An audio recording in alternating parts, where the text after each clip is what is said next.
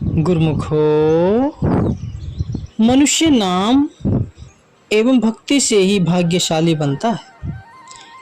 जिसका चित्त नाम और भक्ति से नहीं जुड़ा, जिसके दिल में प्रभु की याद नहीं बसी, उसके पास चाहे संसार के समस्त वैभव हो, धन संपदा हो, शरीर के सुख आराम के सभी सामान उपलब्ध हों, मान प्रतिष्ठा हो, पदाधिकारी हो, संतों महापुरुषों की दृष्टि में वह भाग्यशाली कदापि नहीं हो सकता।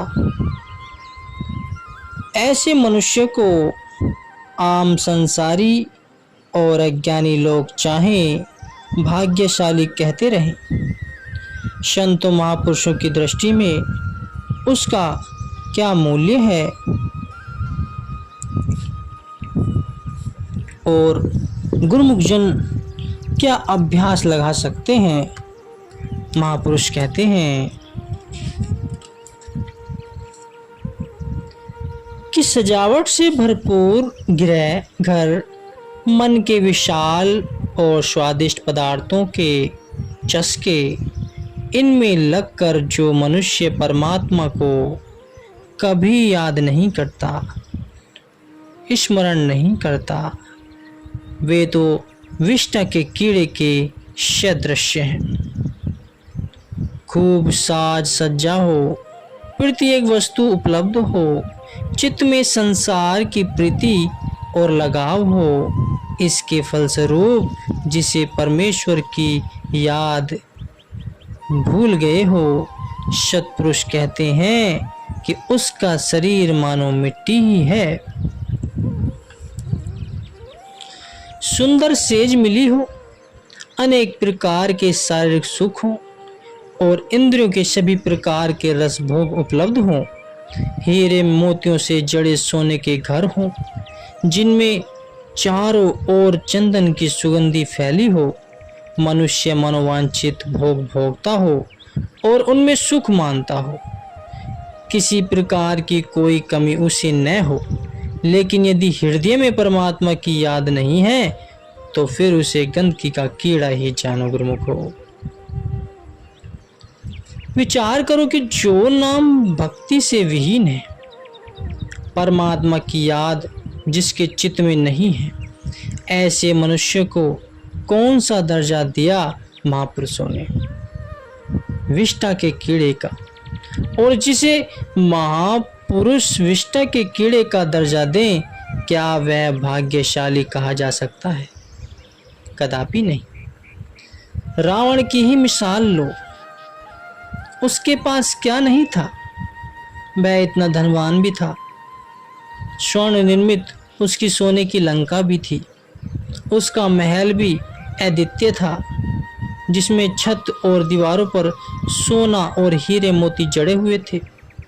उसके महल के पलंग, कुर्सियां और पात्र आदि सब सोने के ही थे।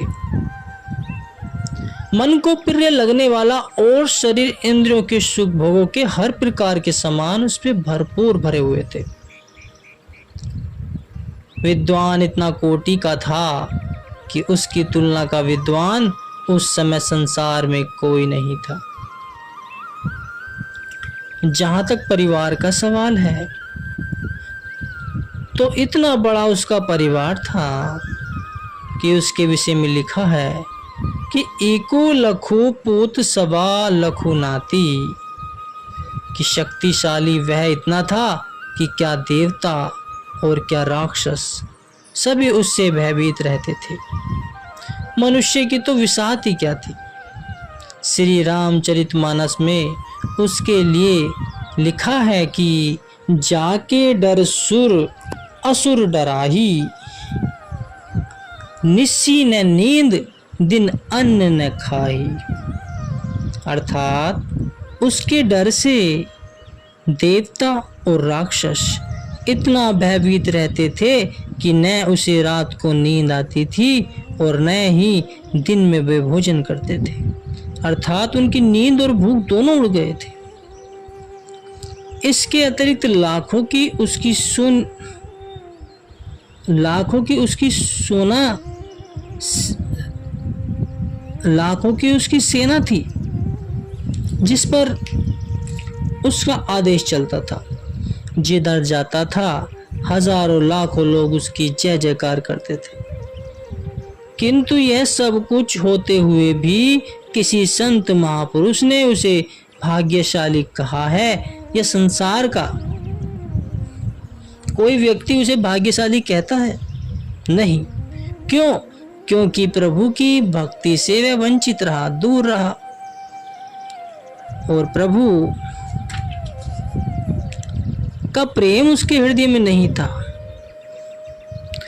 जिससे उसका जीवन अकारत चला गया। आज संसार में कोई भी उसकी प्रशंसा नहीं करता, अपितु उसके लिए मूर्ख शब्द इस्तेमाल करते हैं। जैसे कहा है, लंका गढ़ु सोने का भाया, मूर्खु रावण क्यों न गया। इसके विपरीत एक ऐसा व्यक्ति हो जिसके पास संसार का कुछ भी न हो, न धन हो, न शरीर के सुख हो, आराम के समान हो, न रहने का सुंदर मकान हो, न कि चरणों में उसका अनन्य प्रेम हो, परंतु भगवान के चरणों में उसका अनन्य प्रेम हो। तो भगवान की याद हर समय उसके चित्त में बसी हुई हो, उसकी सूरत हर समय प्रभु चरणों के लिए साथ ही जुड़ी हो, तो ऐसे व्यक्ति के लिए महापुरुष कथन करते हैं, बस्ता टूटी झुपड़ी चीर सभी छीना, जाति न पाति न आदरो उद्यान भ्रमीना। मित्र न इट धन रूप हीण, कछु साक न सीना, राजा सकली सगरड का हरि नाम मन भीना, और 30 की धूड़ी मनु उधरे प्रभु होई सुप्रसन्न।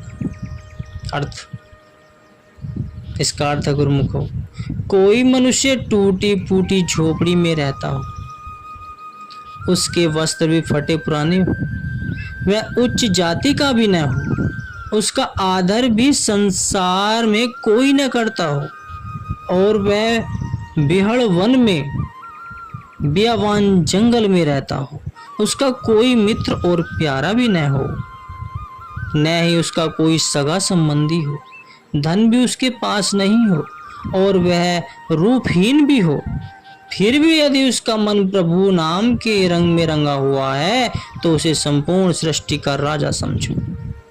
उसके चरणों की धूलि पाकर मन विकारों से बचता है और परमात्मा प्रसन्न होते। भक्तिमती सबरी की मिसाल ही ले लो गुरुमुखो। टूटी हुई झोपड़ी में वन में एकांत स्थान पर वह रहती थी। पहनने को फटे पुराने वस्त्रों के अतिरिक्त और क्या था उसके पास? न उच्च जाति की थी, न आदर मान, न रूप रंग, न धन संपदा, न कोई रिश्तेदार संबंधी, कुछ भी तो नहीं था उसके पास। आम संसारी लोग जिसे महत्व देते हैं, हाँ एक चीज उसके पास अवश्य थी गुरुमुख, प्रभु के चरणों में दृढ़ अनुराग था उसका, प्रभु की विमल भक्ति थी उसके अंदर, और अपने इस गुण के कारण ही वह भगवान की कृपा बनी, और भगवान श्री रामचंद्र जी ने स्वयं उसकी कुटिया पर आधार करके भाग्य जगाए और उसे नवदा भक्ति का उपदेश दिया।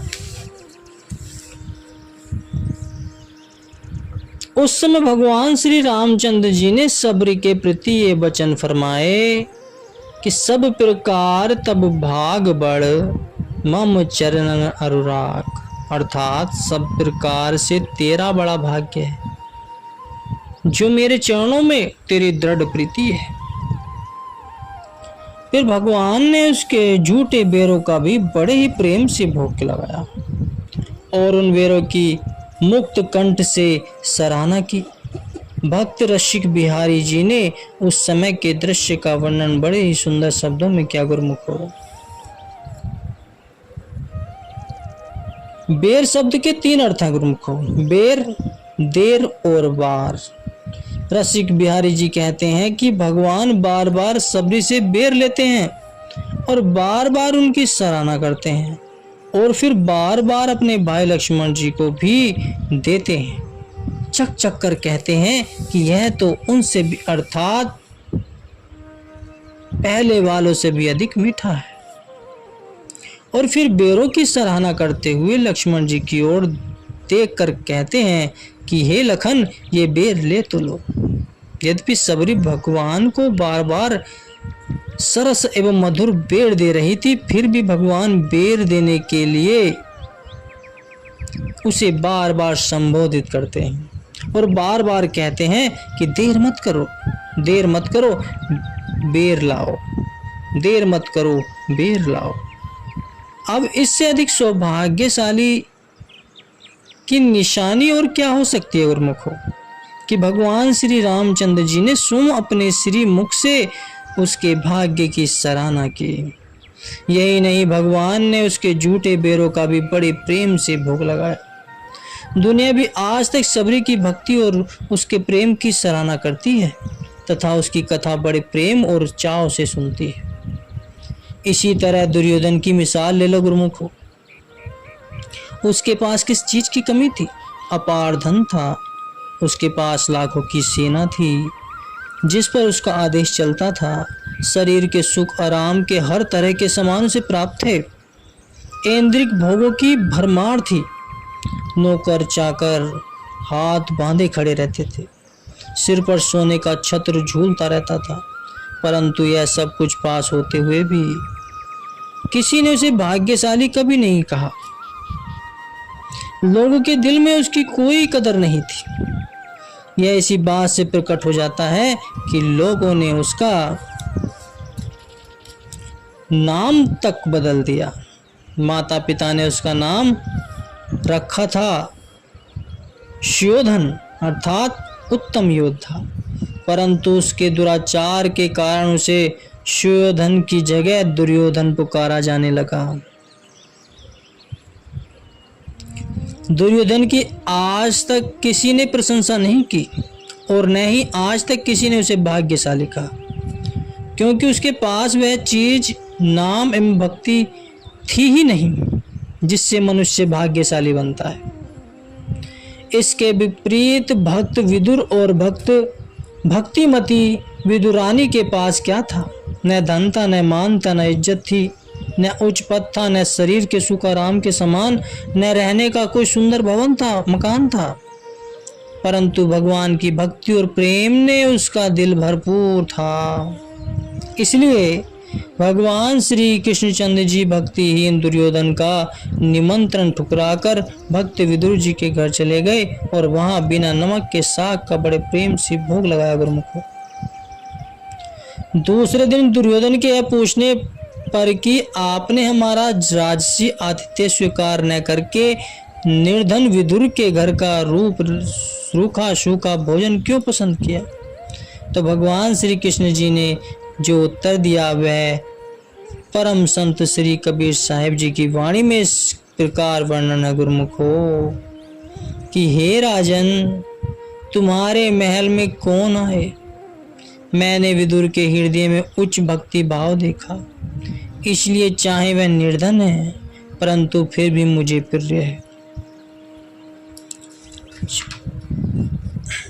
क्योंकि तुम अपनी संपदा के भ्रम में पड़कर वास्तविकता को भूल गए हो और भगवान को नहीं पहचानते।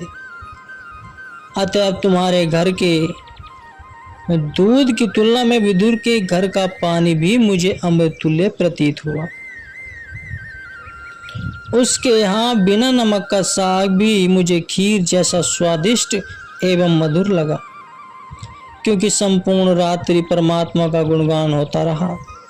और परम संत श्री कबीर साहिब जी कहते हैं कि श्री प्रभु तो लीलाधारी हैं और भक्तों को आनंद देने वाले हैं। वे किसी की जाति पाति नहीं देखते।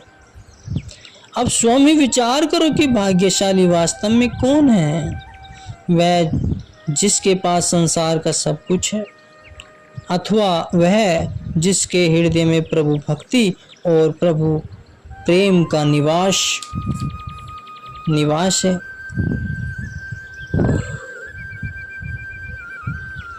निश्चित रूप से ही भाग्यशाली वस्तुतः वही है जिसके चित्त में भगवान के प्रति अनन्य अनुराग है, जो भगवान की भक्ति से भरपूर है, जिसके दिल में हर समय भगवान की याद बसी रहती है। श्री गुरु अर्जुन देव जी महाराज जी कहते हैं कि वह झोपड़ी भरी और सुंदर है जिसमें रहने वाला मनुष्य प्रभु के गुण गाता है। वे बड़ी बड़ी हवेलियों और महल किसी काम के नहीं जिसमें रहने वाला मनुष्य परमात्मा को भूला रहता है। सत्संगति में रहने पर निर्धनता में भी आनंद है, क्योंकि सत्संगति के प्रताप से चित्त में परमात्मा की याद बसी रहती है। वह बड़प्पन निष्कृष्ट और जल जाने के योग्य है, जिसके कारण मनुष्य सदा माया में ही लिप्त रहता है। परमात्मा का सुमरन ध्यान हृदय में बसे रहने से चक्की पीसकर तथा चीथड़े पहनकर भी आनंद मिलता है, क्योंकि सुमरन ध्यान से मन सदा संतुष्ट रहता है। इसके विपरीत ऐसा राज्य तथा वैभव किसी काम का नहीं जिसको पाकर भी मनुष्य कभी तृप्त न हो। जो मनुष्य सदा परमात्मा के प्रेम के रंग में रंगा रहता है, उसके पास चाहे पहनने को कपड़ा न हो तो भी वह शोभा प्राप्त करता है। इसके विपरीत रेशमी वस्त्र पहनना निरर्थक है।